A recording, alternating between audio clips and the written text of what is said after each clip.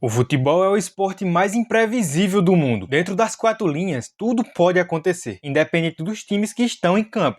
E nos bastidores não é muito diferente. A prova disso é que hoje eu vou te mostrar 5 contratações bizarras que deram muito certo. O próprio Seedorf no Botafogo foi bizarro e inesperado. Seedorf chegou no Botafogo em 2012 e foi recebido já com festa no aeroporto. Muita gente achava que ele tinha vindo para o Brasil passar férias, mas foi muito pelo contrário. Muito se acredita que ele veio jogar no futebol brasileiro muito por causa da sua mulher. A esposa do cara é brasileira e torce pro Botafogo, meu amigo. O cara simplesmente elevou o nível daquela equipe, porque demorou 4 jogos para ele marcar seu primeiro gol. E foi um golaço de falta. E o cara já mostrou que é diferenciado, tá? Tanto é que durante sua passagem, o holandês levou o Botafogo a conquistar o Campeonato Carioca e realizou o feito histórico de levar o Botafogo a uma Libertadores inédita, isso após 17 anos. O cara com certeza ficou marcado no coração dos botafoguenses. Seedorf deixou o Botafogo em 2013, isso em 24 gols e 13 assistências em 81 partidas, números de craque para qualquer meio-campista. Mas de meio-campista vamos falar de um centroavante. Gignac é o nome do cara. Ele dispensa apresentações,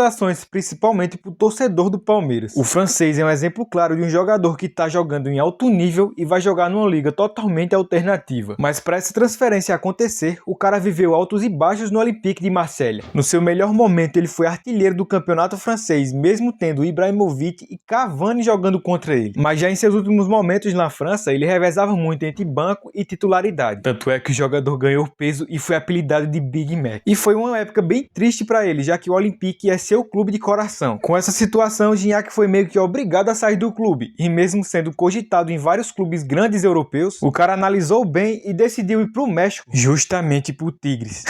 E isso foi na temporada 14-15. A transferência deu tão certo que até hoje ele tá lá. E ele não foi pra lá só pelo dinheiro, ele foi pra lá disposto a fazer história, e ele fez. Tanto é que em sua primeira temporada o cara marcou 33 gols em 50 partidas, o que é um absurdo. E pra você ter uma melhor ideia, Gignac se tornou o maior artilheiro da história do Tigres. E isso foi em 2019. O cara foi tão absurdo que fez 105 gols, o que hoje ele já quase duplicou seu próprio recorde. Ele tem 189 gols e 46 assistências pelo Tigres. O cara é o maior artilheiro de todos os tempos do Tigres e o maior artilheiro estrangeiro do México. Gignac é um exemplo de contratação bizarra que deu certo. E você também pode me ajudar a dar certo quando deixa seu like e se inscreve no canal. E o próximo da lista é o Casemiro. Para você que não sabe, Casemiro era considerado a contratação mais bizarra quando chegou no Real Madrid. E o motivo é que ele tinha um futebol bem mediano quando estava no São Paulo. Tanto é que na época a torcida do São Paulo elogiou muito o empresário do Casemiro. Isso porque ainda na época do São Paulo, o cara pegava muito banco e ainda recebia muitas críticas por parte da torcida.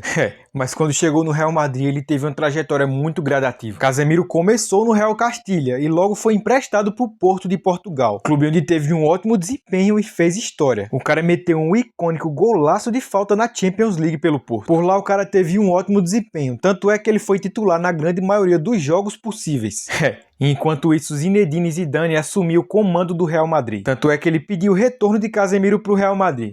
E formou simplesmente o melhor e maior trio de meio campo de todos os tempos no futebol. Os caras conquistaram simplesmente 5 Champions League, sendo 3 de forma consecutiva. O impacto da chegada de Casemiro foi imediata no Real, porque liberava Marcelo para jogar no ataque e ele cobriu o jogador e dava um equilíbrio absurdo no ataque e na defesa do Real Madrid. E partido de um brasileiro para outro, agora vamos falar de Paulinho. Esse caso é muito bizarro pelo fato de Paulinho ter jogado no Barcelona, mas sua chegada foi através do futebol chinês. Isso depois de ter uma passagem tosca no futebol inglês. O cara conseguiu virar meme jogando no Tottenham. Mas a contratação de Paulinho pelo Barça não faz muito sentido se a gente olhar para trás. O próprio jogador assumiu que foi o próprio Messi que convidou ele para jogar no Barcelona, isso durante uma partida entre Brasil e Argentina. O jogador ficou incrédulo com a situação porque ele jogava no futebol chinês. Nem o próprio Paulinho acreditava. Os torcedores do Brasil e do próprio Barcelona não acreditavam muito no futebol do Paulinho. Isso porque ele disputava posição com Busquets e com o próprio Mascherano.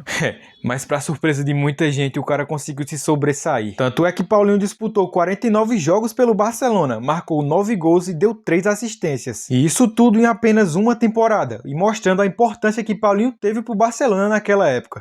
Porque logo depois ele foi vendido de volta para o seu antigo clube chinês. Memphis Depay é quem eu vou usar para fechar essa primeira lista. Isso pelo fato de o cara ser jovem pro futebol, porque hoje em dia, com 38 anos, tem jogador ainda no alto nível. Memphis no auge dos seus 30 anos, e chegou chegando de um Barcelona e Atlético de Madrid seria quase improvável para o Corinthians. O timão estava cheio de problemas. O clube estava na zona de rebaixamento, quase não tinha dinheiro para fazer contratações e nem pagar salário muitas vezes. E com dívidas na casa do bilhão, os caras conseguiram a contratação de Memphis, que é uma estrela absurda, principalmente para o futebol brasileiro. O rebaixamento do Corinthians era dado como certo. A gestão de Duílio quase acabou de afundar o timão, mas com os últimos momentos da janela de transferência aberta, Augusto Melo surgiu com a carta na manga. O cara simplesmente anunciou Memphis Depay, o cara queria salvar o Corinthians do rebaixamento. E não só salvou o Corinthians, mas também classificou ele para a Copa do Brasil, que era praticamente improvável, e classificou o Timão para a Libertadores, um time que não estava nem cotado para disputar a Sul-Americana. E para isso acontecer, o Timão engrenou 9 vitórias consecutivas, isso após a chegada de Memphis Depay. O holandês assumiu o protagonismo da equipe, junto com Yuri Alberto e Rodrigo Garro.